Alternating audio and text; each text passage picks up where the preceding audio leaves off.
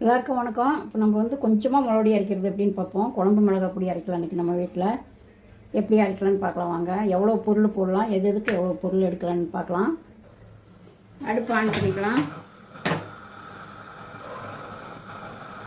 கடாய் சூடாயிடுச்சுங்க. நம்ம வந்து மல்லி வறுத்துக்கலாம். இப்போ இந்த டம்ளர் பார்த்திங்கன்னா மல்லி வந்து 100 கிராம் டம்ளர் இது. இதில் நான் வந்து 200 கிராம் கொத்தமல்லி போட்டுக்கிறேன். 2 டம்ளர் போட்டுக்கிறேன். வறுத்துக்கலாம். கொஞ்சம் அடுப்பு சிம்மிலேயே வச்சு வருங்க, அப்போ தான் கொஞ்சம் நல்லா வறுவிடும். அதிகமாக வச்சிட்டிங்கன்னா டக்குன்னு கருவிடும். கொத்தமல்லி வந்து கருவக்கூடாது. ஏன்னா வெயிலில் காய போட்டு அரைக்கலாம். இங்கே அந்தளவுக்கு வெயில் இல்லை. இப்போ நம்ம வந்து லேசாக சூடு பண்ணிக்கிட்டோம்னா அரைக்கிறதுக்கு நல்லாயிருக்கும், நல்லா அரைவிடும். அதே மாதிரி வறுத்தாலும் நல்லா மணமாக இருக்கும். ஆயில் இல்லாமல் வறுக்கணுங்க, ஆயில் ஊற்றக்கூடாது. அதுக்கு ஸ்பூன் கணக்கு எடுக்க பார்த்திங்கன்னா 100 கிராமுக்கு இதில் வந்து 8 ஸ்பூன் வருது.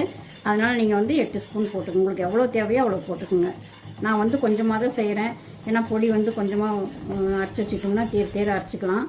முடுனா அரைச்சி வச்சாலும் அந்த வாசம் போயிடும்.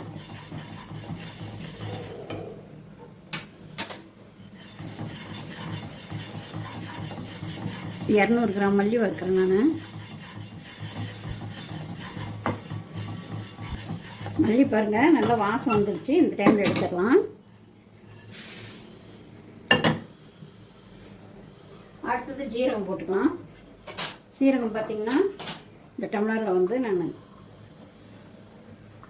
50 கிராம் ஜீரகம் போடுறேன். கருகிடக்கூடாதுங்க, சிம்மில் வச்சு வருங்க. கருகிடுச்சுன்னா பொடியே வாசம் மாறி போயிடும். அதே மாதிரி டக்குன்னு செவந்துடும், ஆனால் வறுபடாது. அதனால் சிம்மில் வச்சு வருங்க. சீரகம் பாருங்கள் நல்லா மணம் வந்துடுச்சு. சீரகம் வாங்குறது வந்து கொஞ்சம் நல்ல குவாலிட்டியாக பார்த்து வாங்குங்க. நல்ல குவாலிட்டியான சீரகம் வந்து படப்படன்னு பொரிஞ்சு வரும். கொஞ்சம் குவாலிட்டி கம்மியாக இருக்கிறது வந்து கருகி போகும், வழியே பொரியாது. சீரகம் அப்படியே செவந்து தான் போகும். அதை பார்த்துக்குங்க. நல்ல சீரகமாக பார்த்து வாங்கிக்கோங்க. பாருங்கள் வாசம் வந்துடுச்சு, சீரகம் செவந்துருச்சு. எடுத்துக்கலாம். அடுத்தது சோம்பு போட்டுக்கலாம். சோம்பு பார்த்திங்கன்னா நான் சும்மா 1/4 டம்ளர் தான் போட்டுக்கிறேன். ஸ்பூனில் வந்து 1 ஸ்பூன் வரும். 2 ஸ்பூன் பாருங்க, 1.5 ஸ்பூன் செய்யணும் சோம்பு.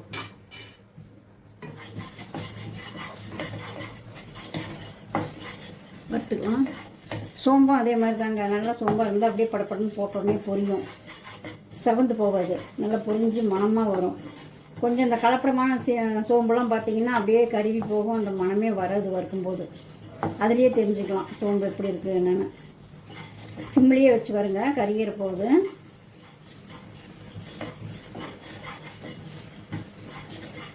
இப்படி வறுத்து செய்யும்போது பொடி வந்து நல்லா மணமாக இருக்குங்க. பச்சையாக செஞ்சாலும் நல்லாயிருக்கும். ஏன்னா வெயில் இல்லாதவங்க நம்ம வெயில் தேடிட்டு இருக்க முடியாது. இப்போ ஆஃபீஸ் போகிறவங்க என்ன டைம் இந்த மாதிரி பண்ண முடியாது. இப்போ இந்த மாதிரி செஞ்சு வச்சுக்கலாம்.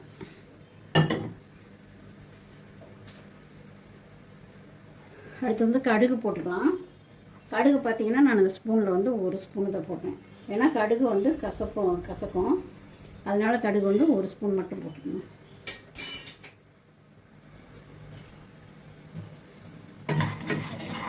கடுகு நல்லா பொரியணுங்க, இல்லைன்னா கசப்பாயிடும் பொடி.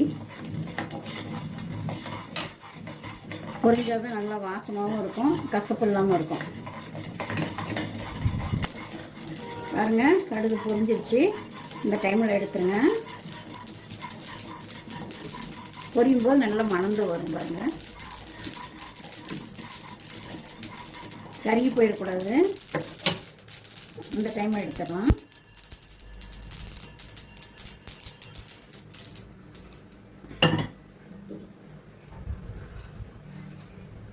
அடுத்தது பார்த்திங்கன்னா மிளகு போட்டுக்கலாம். மிளகு பார்த்திங்கன்னா இதில் நான் 1.5 ஸ்பூன் மிளகு போட்டேன். இன்னும் ரொம்ப மிளகு போட்டோம்னா ரொம்ப காட்டமாக இருக்கும். அதனால் கொஞ்சம் கம்மியாகவே போட்டுக்கோங்க. 1 ஸ்பூன் போட்டால் கூட போதும். ஏன்னா அலறும், மிளகு அதிகமாக போட்டால் மிளகுடி வந்து குழம்பு அலறுற மாதிரி இருக்கும். அதனால் மிளகு கொஞ்சம் கம்மியாகவே போட்டுக்கோங்க. நான் ஒரு 1.25 ஸ்பூன் போட்டுக்கிறேன்.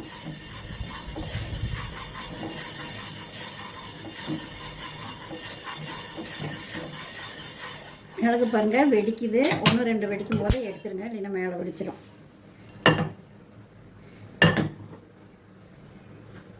அடுத்து பார்த்திங்கன்னா துவரம்பருப்பு போட்டுக்கலாம்.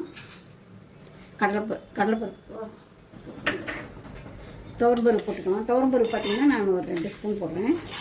ஏன்னா துவரம்பருப்பு போட்டால் தான் கொஞ்சம் மணமாக இருக்கும்.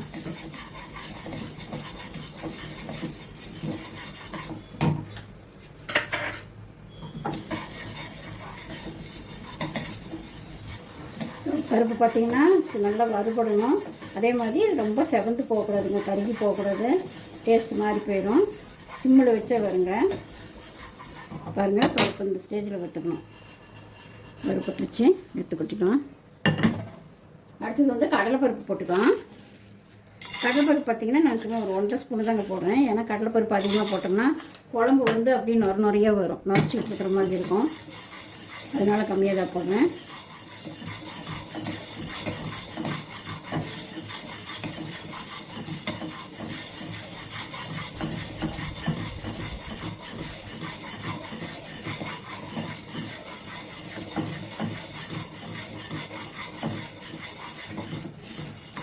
இந்த பருப்பு வகையெல்லாம் வந்து தனித்தனியாக வருங்க. அப்போ தான் கொஞ்சம் ஒன்று வறுபட்டு ஒன்று வறுபடாது போகும். அதனால் தனித்தனியாக வறுத்தோம்னா நல்லா பதமாக வரும்.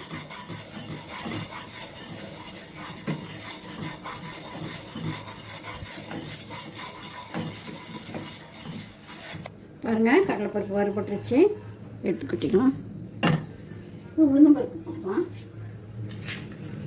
உளுந்தம்பருப்பு 1 ஸ்பூன் போட்டுக்கலாம்.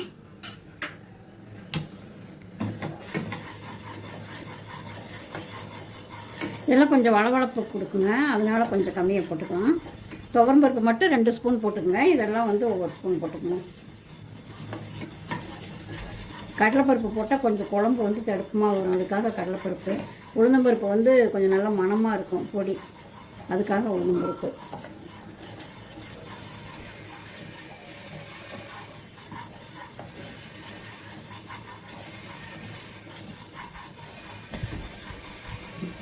சிம்மிலேயே வச்சு வருங்க, கருகி போயிருக்கிறது. உளுந்தம்பருப்பு பாருங்க வறுபட்டுருச்சு. அது எங்களுக்கு கொஞ்சம் பொடி பருப்பாக இருக்கிறதுனால அந்த சிறும்பருப்புலாம் கொஞ்சம் செவந்துருச்சு. பெரும்பருப்புலாம் கொஞ்சம் லைட்டாக இருக்குது, எடுத்துக்கிட்டிக்கலாம். நல்ல பருப்பாக போட்டுக்கோங்க. மிளகா வறுக்கிறதுக்கு பார்த்திங்கன்னா நான் கொஞ்சம் உப்பு போட்டுக்கிறேன். உப்பு போட்டு வறுத்தா மிளகா காட்டமாக இருக்காது.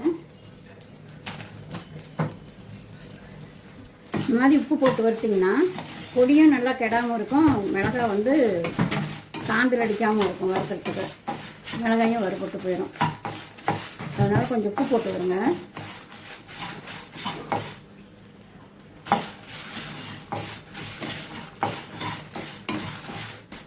மிளகாய் பாருங்கள் வறுபட்டுருச்சு, எடுத்துக்கலாம்.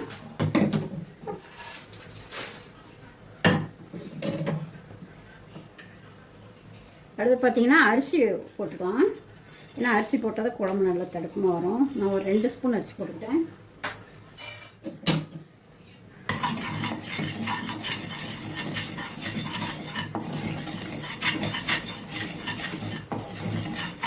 அரிசி வந்து நம்ம சாப்பாடு செய்கிற அரிசியை போடலாங்க, பச்சரிசி தான் போடணும். இல்லை எந்த அரிசி இருக்குதோ அந்த அரிசி போட்டுக்கலாம். ரேஷன் அரிசி எந்த அரிசியாக இருந்தாலும் சரிங்க, எதாக இருந்தாலும் போட்டுக்கலாம். அரிசி வறுபட்டுருச்சு.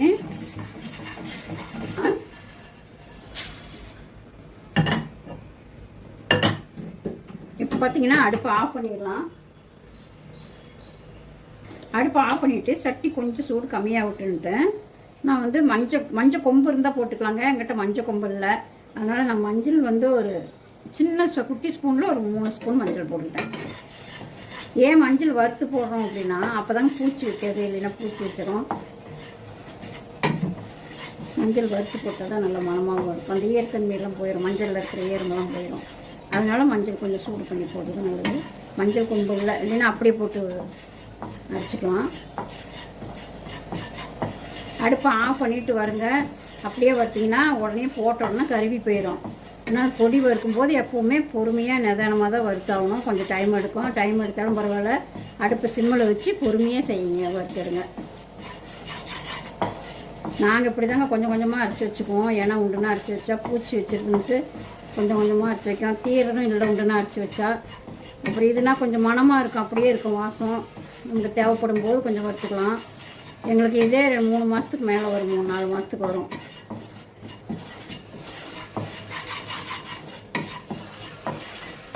நாங்கள் சாம்பாருக்கு, குழம்புக்கு எல்லாமே இது தாங்க போட்டுக்கிறோம். பெருங்காயம் மட்டும் போடுறது இல்லைங்க. ஏன்னா பெருங்காயம் போட்டோம்னா நம்ம புளிக்குழம்புக்குள்ள அது போட முடியாது. பெருங்காயம் வந்து நம்ம குழம்பு தாளிக்கும் போது போட்டுக்கிறோமா, அதனால் பெருங்காயம் போடுறதில்ல. வெறும் சாம்பார் பொடி அரைக்கும் போது மட்டும்தான் பெருங்காயம் போடுவோம். இப்போ இது வந்து குழம்புக்கு, எல்லா புளிக்குழம்புக்கு, எல்லா குழம்புக்குமே போட்டுக்கலாம். அதனால் நான் பெருங்காயம் போடலை. பெருங்காயம் போடுறவங்க போட்டுக்கலாம். ஒவ்வொருத்தரும் ஒவ்வொரு விதமாக அரைக்கிறாங்க. ஆனால் நான் இந்த மெத்தடில் தான் அரைக்கிறேன். இப்படி தான் அரைப்பேன் நான். அதனால தான் நான் எப்படி அரைக்கிறேனோ அது மாதிரி வீடியோ போட்டேன். இது எல்லா அளவுமே வந்து நான் எப்பவும் அரைக்கிற மாதிரி தாங்க போட்டிருக்கேன். 200 கிராம் கொத்தமல்லி, அதுக்கு வந்து 50 கிராம் சீரகம் போட்டிருக்கேன். சீரகம் ஒன்று மட்டும் கொஞ்சம் அதிகமாக போட்டிருக்கேன். ஏன்னா சீரகம் குளிர்ச்சியும் கூட. சீரகம் நல்லது உடம்புக்கு சேர்த்துனா, அதனால் கொஞ்சம் அதிகமாக போட்டிருக்கேன். மீதி எல்லாமே ஸ்பூன் கணக்கில் தான் போட்டிருக்கிறேன், 2 ஸ்பூன். நீங்கள் வந்து உங்களுக்கு எப்படி காரம் தேவையோ அதுக்கு தகுந்த மாதிரி மிளகாய் போட்டுங்க. இது வந்து காரம் இல்லாத மிளகாய், நான் அதனால் ஒரு 25 மிளகாயாட்ட போட்டிருக்கிறேன். நீங்கள் வந்து காரம் உள்ள மிளகாயாக இருந்தால் அதுக்கு தகுந்த மாதிரி பார்த்து போட்டுக்குங்க. இது நல்லா ஆறட்டுங்க. இப்போ நம்ம வந்து பொடி பண்ணிக்கலாம். இதில் வந்து கறிவேப்பிலை போடல. கறிவேப்பிலை போட்டால் பொடி வந்து ஒரு மாதிரி அந்த வாசத்தை அடக்கிடும். அதனால் கறிவேப்பிலை போடல. பச்சை கறிவேப்பிலை போட்டு தாளிக்கிறோம் இல்லையா, அதனால் நான் இதில் போடல. பாருங்கள், பொடியை நல்லா அரைச்சாச்சு. இப்போ பாருங்கள் எவ்வளோ பொடி வந்திருக்கு. நல்லா நைஸாக அரைச்சி வச்சு பொடி பாருங்கள், வாசம் அப்படி கம்மன்னு இருக்குது. ஒரு 5 நிமிஷம் அப்படியே அந்த சூடு ஆறட்டுன்னா நீங்கள் எந்த டப்பாவில் போட்டு வைக்கிறீங்களோ அந்த டப்பாவில் போட்டு வச்சுக்கோங்க. இப்போ நான் அது வந்து டப்பாவில் போட்டு வச்சுக்கிறேன்.